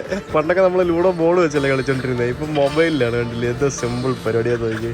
ലിറ്റിൽ ടിബറ്റ് റെസ്റ്റോറൻറ്റ് എന്ന് പറഞ്ഞിട്ട് റെസ്റ്റോറൻറ്റ് ഉണ്ട്. ഈ കോട്ടയ്ക്ക് മുകളിൽ വീടുകളാണ് ഈ കാണുന്നത്. ഹൗസ് ഓഫ് ലവ് ലയൺ എന്നൊക്കെ പറഞ്ഞുകൊണ്ട് 66 നിർമ്മിച്ച വീടാണെന്നാണ് കാണിക്കുന്നത്. ഇവിടെ താഴെയൊക്കെ കടകളും മുകളിലൊക്കെ വീടുകളും, അല്ലെങ്കിൽ താഴെയൊക്കെ പലതരത്തിലുള്ള കടകളാണ്. അതായത് ഇവിടെയുള്ള ആൾക്കാർ ഞാൻ പറഞ്ഞില്ലേ, ഇവർ ജീവിക്കുന്നത് തന്നെ ഇങ്ങനെയാണ്. താഴെ ഇവിടെ ജുവലറിയും അതേപോലെ തന്നെ ഇത്തരത്തിലുള്ള വസ്ത്രങ്ങൾ, ടൂറിസ്റ്റുകൾക്ക് വേണ്ട സാധനങ്ങളൊക്കെ വിൽക്കുന്ന കടകളാണ്. വളരെ മനോഹരമായിരിക്കും, നല്ല കളർഫുള്ളാണ്. കണ്ടല്ലേ ഈ സാധനങ്ങളൊക്കെ എല്ലാം ഇത്തരത്തിലുള്ള വസ്ത്രങ്ങളാണ് കാണാൻ സാധിക്കുന്നത്. കളർഫുൾ വസ്ത്രങ്ങൾ. മുകളിലൊക്കെ ഇവർ വീടുണ്ട്, പിന്നെ അതേപോലെ തന്നെ കോഫി ഷോപ്പ് ഉണ്ട്, റെസ്റ്റോറൻറ്റ് ഉണ്ട്. ഇത് തന്നെ ഉണ്ടല്ലേ, free Tibet roof top restaurant എന്നൊക്കെ പറഞ്ഞിട്ട്. എങ്ങനെയുണ്ട്? അടിപൊളി. ക്ഷീണം മാറിയോ? നടന്നു വന്നാൽ ക്ഷീണം മാറിയില്ലേ ഇവിടെ വന്ന് ഈ വ്യൂ കണ്ടപ്പോൾ? കണ്ടാ, ഇവിടെ ആണ് ഈ കോട്ടയിൽ നിന്നും കിട്ടുന്ന ഏറ്റവും നല്ല വ്യൂ പോയിന്റ് എന്ന് പറയുന്നത്. ജൈസൽമീർ ഫോർട്ട് വ്യൂ പോയിന്റ് എന്നാണ് പറയുന്നത്. ആ കോട്ടയുടെ വളരെ മനോഹരമായിട്ടുള്ള വ്യൂ. റെയിൽവേ സ്റ്റേഷൻ കാണാം, പിന്നെ എയർപോർട്ട് എവിടെയോ കാണാമായിരുന്നു, എനിക്ക് മനസ്സിലാവുന്നില്ല ഏത് ഭാഗത്താണെന്ന്. ആ ഭാഗത്ത് എവിടെയോ ആണ്. പിന്നെ അങ്ങ് ദൂരെയുള്ള കാറ്റാടി മരങ്ങൾ, അതൊന്നും എനിക്ക് ക്യാമറ ഷൂട്ട് ചെയ്യാൻ പറ്റില്ല, എനിക്ക് കണ്ണുകൊണ്ട് കാണാം. പിന്നെ അങ്ങ് അപ്പുറം പിന്നെ മരുഭൂമികൾ. ഇവിടെ ലേക്കുണ്ട്, വളരെ പ്രശസ്തമായിട്ടുള്ളൊരു ലേക്കുണ്ട്. പിന്നെ താഴെ ഈ കാണുന്ന സംഭവങ്ങൾ കണ്ടില്ലേ, ഇവിടെ ഒരു പീരങ്കി ഉണ്ട് കണ്ടോ. ഇത് ഇവിടുത്തെ ഒരു ഫേമസ് ഫോട്ടോ പോയിന്റ് ആണ് ഈ പീരങ്കിയും ഈ ഒരു സംഭവമൊക്കെ. നൈറ്റിൽ വന്നു കഴിഞ്ഞാൽ നല്ല പോളി വ്യൂ കിട്ടും. അങ്ങനെ ആ വ്യൂ പോയിന്റിന്റെ അവിടെ തന്നെ ഇവിടെ കുറേ റെസ്റ്റോറൻറ്റ് ഉണ്ടെന്ന് ഞാൻ പറഞ്ഞില്ലേ. അപ്പോൾ ഇവിടെയുള്ള ഒരു റെസ്റ്റോറൻറ്റിൻ്റെ മുകളിൽ നമ്മൾ കയറി ഫുഡ് കഴിക്കാനായിട്ട് എല്ലാവരും ക്ഷീണിച്ച്, ശ്വേതയ്ക്കാണ് ഇപ്പോൾ വീടെന്ന് പറഞ്ഞുകൊണ്ടിരിക്കുകയാണ്. അബിയാണ് ഓൾറെഡി വീണ്, ഋഷിയാണെങ്കിലും ക്ഷീണിച്ച്. ഞാൻ പിന്നെ ഇങ്ങനെ സകല എനർജിയും കീപ്പ് ചെയ്ത് ഇങ്ങനെ വീഡിയോ ഷൂട്ട് ചെയ്തുകൊണ്ടിരിക്കുകയാണ്. അപ്പോൾ ഇതെന്ന് പറയുന്നത് ഒരു നല്ല മനോഹരമായിട്ടുള്ള ഒരു വീടിൻ്റെ മുകളിലുള്ള റെസ്റ്റോറൻറ്റ് കണ്ടില്ല. അവിടെ പുറത്ത് ഡൈനിങ് ഉണ്ട്, ഇതിൻ്റെ മുകളിൽ ഡൈനിങ് ഉണ്ട്. പക്ഷേ ഇവിടെ ഇരിക്കാൻ പറ്റില്ല, ചൂടാണ്. ബിയറോ സംഭവങ്ങളൊക്കെ കിട്ടും. അപ്പോൾ നമ്മൾ കുറച്ച് വെള്ളമൊക്കെ പറഞ്ഞിട്ടുണ്ട്. അപ്പോൾ ഇനി ഫുഡും കൂടെ പറയാം. വലിയ കത്തി എന്നൊന്നും പറയാനില്ല. അപ്പോൾ നമുക്ക് ആദ്യം വെള്ളം എത്തിയിരിക്കുകയാണ്. ലെമൺ സോഡ, കൊക്കക്കോള, ഫാൻഡ, ഒരു കുപ്പി വെള്ളം, കിങ് ഫിഷർ അൾട്രാ. അപ്പോൾ നമ്മളുടെ ഫുഡൊക്കെ ഓർഡർ ചെയ്തിരിക്കാൻ നേരം ഇവിടെ ഒരു കലാകാരൻ വന്നു.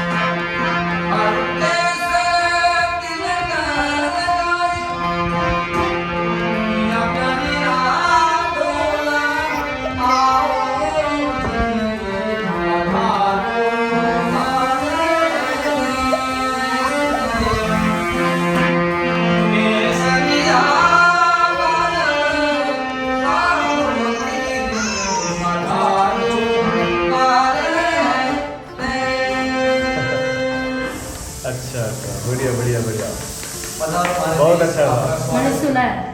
धनु दियालो आदरो धन पूरन धन मान ब्याहो मनावरा तो गई जय मंगल चार जे सुदन आज को इसो नित नित होय मन जना मगानिया ओ मन जना सतन बिया तो हीरे कदलन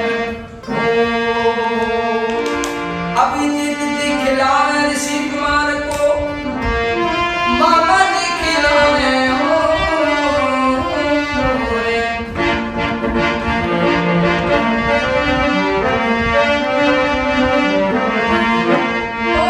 हिमन हले हिलोसा दूध बतासा किलो मिलो दूध बतासा किलो ओ ऋषि कुमार को ओ मारे मामूसा ने प्यारे ने हिलोसा ശരിക്കും പുള്ളിയെ ഇവിടെ വന്നിട്ട് ഒരു കലാകാരനാണ്, ഞാൻ നിങ്ങൾക്ക് വേണ്ടി കുറച്ച് സമയം ചിലവഴിച്ചോട്ട് എന്നൊക്കെ ചോദിച്ചുകൊണ്ട് ഒരു 15 മിനിറ്റോളം നമ്മൾ എന്റർടൈൻ ചെയ്തു അല്ലേ? അതെ, ജീവിക്കുകയാണ് ആൾക്കാരെ, ആരെ പറ്റിക്കാൻ പോകുന്നില്ലല്ലോ. പറ്റിച്ച് അയാൾ പറഞ്ഞത് എന്താണെന്ന് ഞാൻ പാട്ട് പാടും, നിങ്ങൾക്ക് ഇഷ്ടമുണ്ടെങ്കിൽ എനിക്ക് തന്നാൽ മതി എന്നാ പറഞ്ഞു. പിന്നല്ലാതെ. അപ്പൊ ഞാനൊരു ചിക്കൻ ചൗമീനാണ് പറഞ്ഞിരുന്നത്. അപ്പൊ ചിക്കൻ ചൗമീൻ വന്നു. ചൗമീൻ എന്ന് പറഞ്ഞാൽ നൂഡിൽസ് ആണ്. പിന്നെ അഭി പറഞ്ഞിരുന്നത് എന്തോടാണ്? Chicken cheese macaroni. Chicken cheese macaroni. Cheese ഇങ്ങനെ വാരി വരച്ചിട്ടുണ്ട് അതിന്റെ പേരില്. ആൻഡ് ഋഷിക്കുട്ടിന് കിച്ചടി ഉണ്ടാക്കിക്കൊണ്ട് തന്നിട്ടുണ്ട്. ഋഷിക്കുട്ടൻ കഴിക്കുമോ ആവോ നമുക്ക് അറിയില്ല. കിച്ചടി കഴിക്കണം. കഴിച്ചില്ല അടി കിട്ടും കേട്ടാ. എങ്ങനെയുണ്ടാ മക്രോണി? ഇതെന്ത് സ്പ്രിംഗ് റോളാ? ഇതെന്താ വ്യത്യാസം? ഇത് കൊള്ളാലോ. ദോശ പോലെ ചുട്ടിട്ട് അതിനകത്ത് ഫില്ലിംഗ് വെച്ച് വറുത്തെടുക്കും. അങ്ങനെയും ചെയ്യാറുണ്ട്, അല്ലാതെ മറ്റു രീതിയിലും ചെയ്യാറുണ്ട്. അപ്പൊ ഇത് മാവ് പരത്തി ഇട്ടിട്ട് ആണോ ഫില്ലിംഗ് വെച്ച് നല്ല ഇങ്ങനെ ക്രിസ്പി ആയിട്ടിരിക്കുന്നത്. ഞങ്ങൾ ഫുഡൊക്കെ കഴിച്ചു കഴിഞ്ഞു. നല്ല ഹോസ്പിറ്റാലിറ്റി ആയിരുന്നു ഇവിടുത്തെ. ആ ഒരു ഫുഡൊക്കെ സെർവ് ചെയ്യുന്ന ആളും എല്ലാവരും നമ്മളോട് പെരുമാറിയതും നല്ലൊരു അനുഭവമായിരുന്നു. അപ്പോൾ ഇതുപോലുള്ള സ്ഥലങ്ങളിൽ വന്ന് ഫുഡൊക്കെ കഴിച്ചിട്ട് പോകണമെങ്കിൽ ഏറ്റവും കുറഞ്ഞൊരു 1.5-2 മണിക്കൂർ സമയം എടുക്കും. കാരണം അവർ പതുക്കെ ഉണ്ടാക്കുകയുള്ളൂ. നമ്മൾ ഓർഡർ ചെയ്തതിന് ശേഷം മാത്രമേ അവരുണ്ടാക്കുകയുള്ളൂ. കണ്ടില്ലേ, ഇതിൻ്റെ ഏറ്റവും മുകളിൽ കണ്ടോ, ഇവിടെ ഇരുന്ന് കഴിക്കാം. ശരിക്കും ഇതൊക്കെ വിൻ്ററിലേ പറ്റുള്ളൂ. സമ്മറിൽ ഇവിടെ നിന്ന് ഇരുന്ന് കഴിപ്പ് നടക്കൂല. ഇല്ലെങ്കിൽ രാത്രി വരണം, രാത്രി വന്നിട്ടൊരു ഡിന്നർ കഴിക്കണം. കണ്ടോ, ഇതിൻ്റെ മുകളിൽ കയറി കഴിഞ്ഞാൽ എനിക്ക് ഈ കോട്ടയുടെ ഏറ്റവും മുകൾ ഭാഗമൊക്കെയാണ് ഇത്. കണ്ടില്ലേ, ഇതിൻ്റെ ടെറസാണ്. ഇതിൻ്റെ ഫസ്റ്റ് ഫ്ലോറിൽ ഇവർ താമസിക്കുന്നത്. ഏറ്റവും താഴെ ഒരു ഷോപ്പ്, മുകളിൽ റെസ്റ്റോറൻറ്റ്, ചുറ്റിനുള്ള വ്യൂ കാണാം. കണ്ടോ, അടിപൊളിയല്ലേ? ഇതൊക്കെ കഫേസാണ്. കണ്ടില്ലേ, ആൾക്കാർക്ക് എങ്ങനെയാണ് ജീവിക്കുന്നതെന്ന് ചോദിക്കും. ഇവരൊക്കെ ഭയങ്കര ടൂറിസ്റ്റ് ഫ്രണ്ട്ലി ആട്ടോ ഇവരെ. കണ്ടോ, ഇത് ഇവരുടെ വീടാണ്. തുണിയൊക്കെ ഉണക്കായിട്ടിരിക്കുന്നു. ഇടയ്ക്കിടയ്ക്കൊക്കെ വീടുകളാണ്. കണ്ടില്ലേ, പിന്നെ ട്രാവൽ ഏജൻസി ഉണ്ട്. എന്തൊക്കെയല്ലേ ശരിക്കും ഒരു കോട്ട. ജയ്സൽമീർ നഗരത്തിലെ ആ ഒരു കോട്ടയുടെ മുകളിലാണിത്. അടിപൊളിയല്ലേ? ജയ്സൽമീർ വരണം, കാണണം. പക്ഷേ ചൂടത്ത് വരരുത്, ഇങ്ങനെ ചൂടാ മടുക്കും. വിൻ്ററിൽ വരണം. 1500 രൂപയായി നമ്മൾ അവിടെ നല്ല ഫുഡെല്ലാം കൂടെ കഴിച്ചിട്ട് ഇറങ്ങി. നല്ല ഒരു ആംബിയൻസ് ആയിരുന്നു, നല്ലൊരു മനോഹരമായിട്ടുള്ള ലഞ്ചായിരുന്നു അല്ലേ? അടിപൊളിയാണ്. നമ്മൾ ഈ കോട്ടയുടെ മുകളിൽ ശരിക്കും ഇവിടെ താമസിക്കുന്ന 2 കൂട്ടം ആൾക്കാരാണ്. ഒന്ന് ബ്രാഹ്മണരും പിന്നെ മറ്റൊന്ന് രാജ്പുത്തേഴ്സ്. അപ്പോൾ നമ്മൾ ഈ താമസിക്കുന്ന ഭാഗത്താണ് രാജ്പുത്സുകളായിട്ടുള്ള ആൾക്കാർ താമസിക്കുന്നത്. അപ്പോൾ നമുക്ക് ഈ നോൺ വെജ് ഫുഡും അതേപോലെ തന്നെ ഈ സംഭവങ്ങളൊക്കെ കിട്ടും. ഇതിൻ്റെ നമ്മൾ ആദ്യം കണ്ട പാലസിൻ്റെ മറ്റേ ഭാഗം ഉണ്ടല്ലോ, അവിടെ ബ്രാഹ്മണരായിട്ടുള്ള ആൾക്കാരാണ് താമസിക്കുന്നത്. അപ്പോൾ അവിടെ നമുക്ക് നോൺ വെജും കാര്യങ്ങളൊന്നും കിട്ടില്ല. ഇവിടെ നമുക്ക് നോൺ വെജും കാര്യങ്ങളൊക്കെ കിട്ടുള്ളൂ. അപ്പോൾ ഈ 2 കൂട്ടത്തിൽപ്പെട്ട ആൾക്കാരാണ് ഈ കോട്ടയുടെ മുകളിൽ താമസിക്കുന്നത്. നമ്മൾ ഇനിയിപ്പോൾ തിരിച്ച് റൂമിലേക്ക് പോവാണ്. നല്ല ചൂടാ, ടയേർഡായി. യെസ്, അപ്പോൾ ഋഷി ബേബി ഞങ്ങൾ ഓട്ടോയിൽ കയറി നമ്മൾ തിരിച്ച് താഴെ പാർക്കിങ്ങിലേക്ക് പോവാണ്. നമ്മുടെ വണ്ടി അവിടെ ചുട്ട് പഴുത്ത് കിടക്കായിരിക്കും കയറും. അതെ, നമ്മൾ തിരിച്ച് താഴെ വന്നിറങ്ങിയപ്പോഴത്തേക്കിനും വണ്ടിയൊക്കെ പൊള്ളിയിരിക്കുകയാണ്. ഞാനിപ്പോൾ ഓണാക്കി ഇട്ടിരിക്കുകയാണ്. അതായത് ഇവിടെ ഒന്ന് തൊടാൻ പോലും പറ്റുന്നില്ല. ഈ ഗ്ലാസ് താക്കാനായിട്ട് എനിക്ക് ഇവിടെ കണ്ടിന്യൂസ് പ്രസ് ചെയ്യാൻ പറ്റാത്ത രീതിയിലുള്ള ചൂടിലാണ് വണ്ടി കിടന്നുകൊണ്ടിരുന്നത്. എൻ്റെ പൊന്നെ, ഇതിനകത്ത് ഇരിക്കണമെങ്കിലേ ഇതൊക്കെ തണുക്കണം, അല്ലാണ്ട് പറ്റുകയില്ല. എന്തോ അതുപോലെ വെയിലാണ്. അതാണ് എൻ്റെ 36-37 ഡിഗ്രി സെൽഷ്യസ് ഒക്കെയാണ് വണ്ടിക്കകത്ത് കാണിക്കുന്നത്.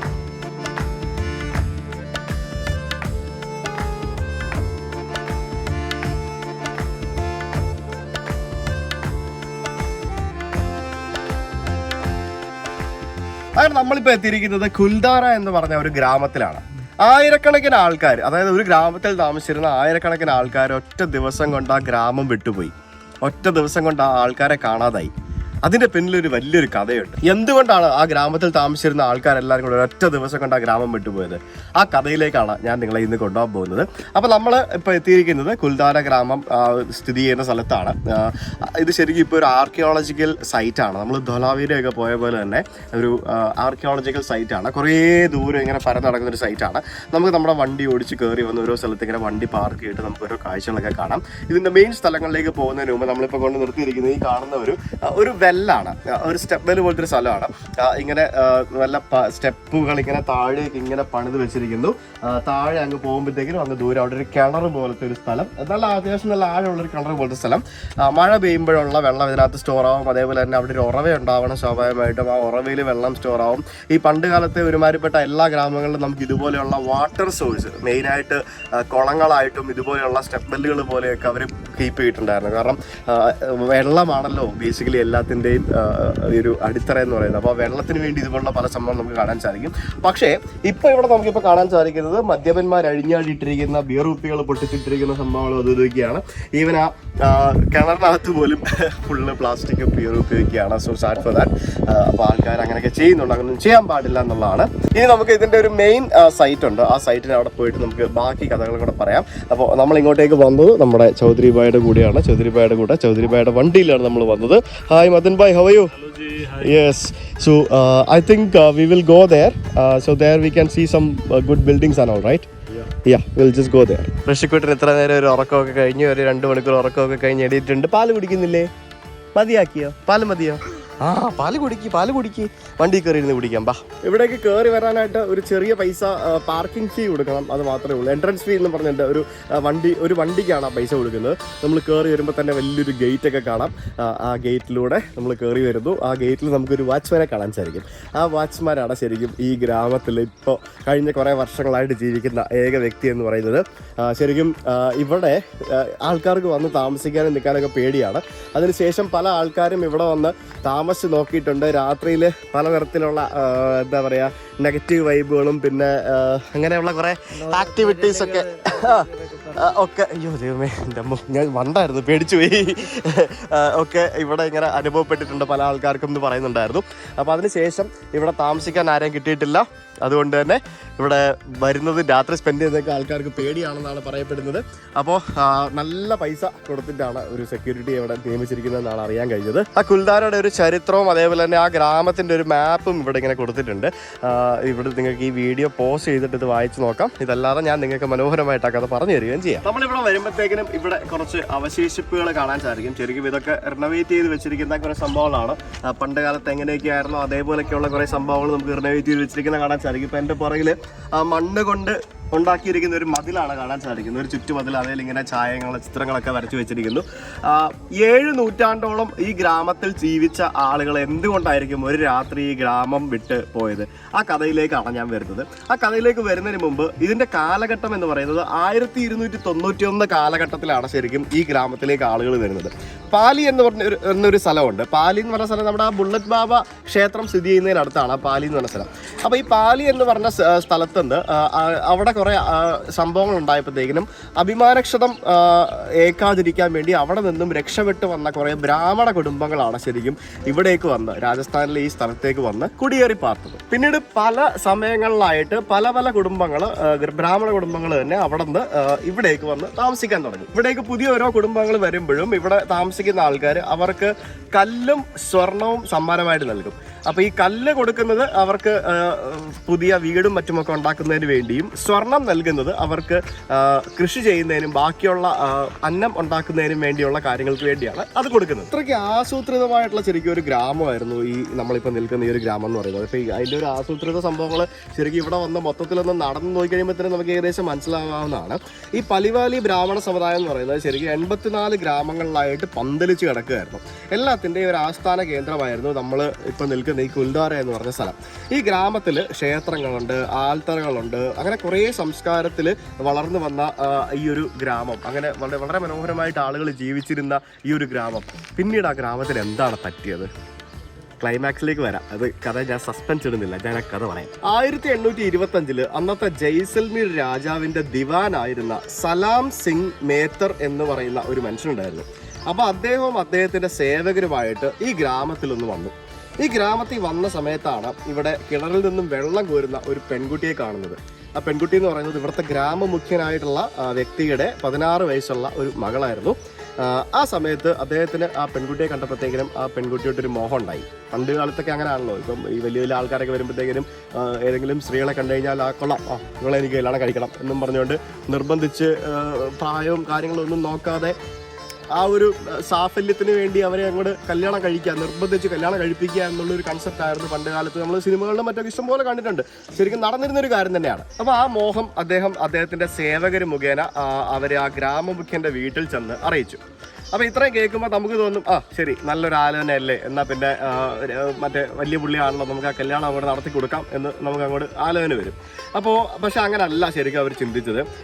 50 വയസ്സ് പ്രായം, അതേപോലെ തന്നെ 5 ഭാര്യമാരുമുള്ള ആ പുള്ളിക്ക് കല്യാണം കഴിച്ചു കൊടുക്കാനായിട്ട്, തങ്ങളുടെ പുത്രിയെ ഇതുപോലുള്ളൊരു മനുഷ്യനെ കല്യാണം കഴിച്ചു കൊടുക്കാനായിട്ട് ഇവർക്ക് തീരെ താല്പര്യമില്ലായിരുന്നു. അതുകൊണ്ട് തന്നെ കുൽധാര ഗ്രാമത്തിലെ പ്രധാന ആളുകൾ ദിവാനെ പോയി കാണുകയും ഇതിൽ നിന്ന് അദ്ദേഹത്തോട് പിന്മാറണമെന്ന് വിനീതമായിട്ട് ആവശ്യപ്പെടുകയും ചെയ്തു.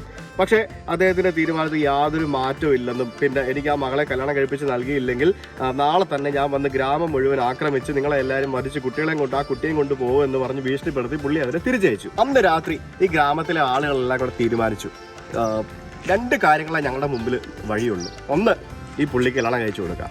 2, കല്യാണം കഴിച്ചു കൊടുത്തില്ലെങ്കിൽ അവർ ആക്രമിക്കാൻ വരുന്ന നമ്മൾ എന്താ ചെയ്യുക, അവരുടെ ആക്രമണത്തിന് മുന്നിൽ നിന്ന് കൊടുത്ത് മരണത്തിലേക്ക് നമ്മൾ സ്വയം വിട്ടുപോവുക. അപ്പോൾ ഈ 2 കാര്യങ്ങളും ചെയ്യാനായിട്ട് ഇവർക്ക് താല്പര്യമില്ലായിരുന്നു. പിന്നീട് അവർ തീരുമാനിച്ചെടുത്ത കാര്യമായിരുന്നു രായ്ക്ക് രാമാനം കിട്ടുന്ന സാധനങ്ങളും എടുത്ത് എവിടേക്കെങ്കിലും പലായനം ചെയ്യുക എന്നുള്ളൊരു തീരുമാനം അവരെടുത്തു. കാരണം അവരുടെ അഭിമാനമാണ് അവർക്ക് വലുത്.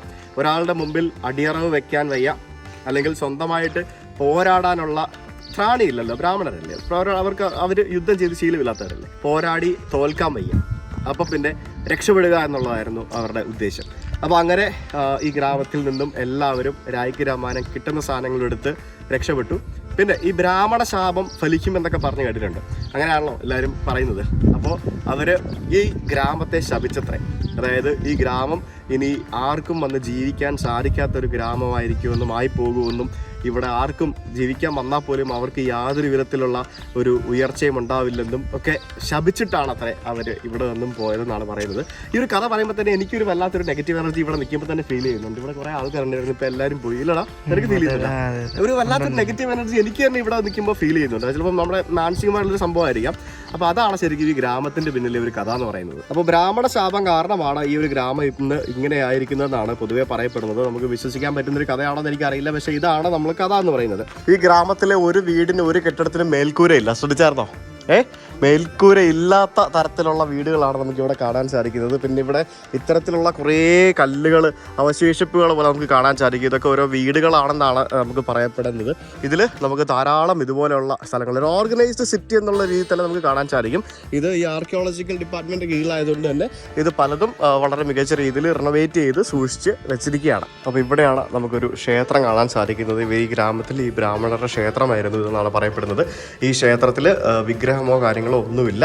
ശരിക്കും അവർ അതുപോലെ എടുത്തിട്ടാണ് ഇവിടെ നിന്ന് പാലായനം ചെയ്തത്. പാലയിലും അങ്ങനെയാണല്ലോ, അവർ പൂജിച്ചുകൊണ്ടിരുന്ന അവരുടെ ഗ്രാമദേവതകളെ എടുത്തുകൊണ്ട് പോവുകയാണ്. അത് പണ്ട് കാലത്തും അങ്ങനെയാണല്ലോ. ഇപ്പോൾ നമ്മൾ ഗോവയിൽ നിന്ന് മൈഗ്രേറ്റ് ചെയ്യപ്പോട്ടെ, അതെ അതെ. അപ്പോൾ അതൊക്കെ അങ്ങനത്തെ ഒരു സംഭവമാണ്. എന്തായാലും ഒരു വല്ലാത്തൊരു നെഗറ്റീവ് എനർജി ഉള്ളൊരു സ്ഥലമാണ് ഇത്. ഇതുപോലുള്ള ഈ ദുരന്ത സൈറ്റുകളിലൊക്കെ എന്ന് പറയുമ്പോഴത്തേക്കിനും മൊത്തത്തിൽ ഇങ്ങനെയൊക്കെ ഫീൽ ചെയ്തിരിക്കും. ഒന്നാമത് ഇവിടെ ഒരു ആകെ ഒരു പ്രേത എന്താ പറയാ, സൈലൻസ് എന്നാണ് പറയാം. അപ്പം അതൊക്കെ ഒന്നുകൂടെ പേടിയാവും. സ്മെല്ല് ആകെ പോവല്ലേ, ശ്വേതയും ചെറുക്കനും ഇങ്ങോട്ട് കൊണ്ടുവരുന്നത് നന്നായി. അപ്പോൾ ഈ വീഡിയോ എന്തായാലും ഇവിടെ വെച്ച് അവസാനിപ്പിക്കുകയാണ്. ഇത്രയും കാര്യങ്ങളെല്ലാം കൂടെ ചേർത്ത് ക്ലബ് ചെയ്ത് നമ്മുടെ ഇന്നത്തെ ജയ്സൽമീറിൻ്റെ ആദ്യത്തെ വീഡിയോ. ആൻഡ് ജയ്സൽമീറിൻ്റെ രണ്ടാമത്തെ വീഡിയോ എന്താണ് അബി? നമ്മൾ ഡെസേർട്ടിൽ ഡിന്നർ കഴിക്കാൻ പോവാം. ഡെസേർട്ടിൽ ഡിന്നർ കഴിക്കാൻ പോവുകയാണ് ഞങ്ങളെല്ലാവരും കൂടി. ആൻഡ് ഒരു ഡെസേർട്ട് ഡ്രൈവ്. ഒപ്പം നമ്മുടെ മദൻ ചൗധരി സാറിനോടൊപ്പം ഡിന്നർ കഴിക്കുന്നു. കാണാൻ പോകുന്ന പൂരം പറഞ്ഞറിയിക്കണം. കാണണ്ടേ? അടുത്ത വീഡിയോ ആയിട്ട് കാത്തിരിക്കുക. നാളെ ഉച്ചയ്ക്ക് 12 മണിക്ക്. അപ്പോൾ ഇവിടെയൊക്കെ വരുന്ന ഈ സ്ഥലങ്ങളൊക്കെ കാണുക. ഞാൻ ഒരു 2-3 തവണ ജയ്സൽമേർ വന്നിട്ടുണ്ടെങ്കിലും ഈ സ്ഥലമൊക്കെ ആദ്യമായിട്ടാണ് കാണാൻ വരുന്നത്. നമ്മളിങ്ങനെ ഇതാണ് പറയുന്നത്, നമ്മുടെ നാട്ടിൽ എത്ര തവണ സന്ദർശിച്ചാലും ഓരോ സ്ഥലത്ത് പോയാലും പുതിയ പുതിയ സ്ഥലങ്ങൾ ഇനിയും കാണാനുണ്ടാകും എന്നുള്ളത് അല്ലേ? യെസ്. അപ്പോൾ നാളത്തെ വീഡിയോ എന്ന് പറയുന്നത് നമ്മുടെ ഡെസേർട്ടിൽ നമ്മൾ പോകുന്നു. ഋഷിക്കുട്ടൻ്റെ first dessert experience plus dinner. പിന്നെ അതിനുശേഷം അല്ലല്ല, ശ്വേതൻ ഞാനുമായിട്ട് ദുബായിൽ ഡെസേർട്ട് ഡ്രൈവിന് പോയിട്ടുണ്ട്. അബിയുടെ ഫസ്റ്റ് എക്സ്പീരിയൻസ് ആണ്, ഋഷിക്കുട്ടൻ്റെ ഫസ്റ്റ് എക്സ്പീരിയൻസ് ആണ്. അത് കഴിഞ്ഞ് അതിൻ്റെ അടുത്ത ദിവസം നമ്മൾ കാണാൻ പോകുന്നു പാകിസ്ഥാൻ ബോർഡറിലേക്ക് നമ്മൾ പോകാൻ പോവുകയാണ് അല്ലേ? യെസ്. സ്റ്റേ ട്യൂൺ ഫോർ കടൽ വീഡിയോസ്. അതുവരേക്കും ബൈ ബൈ.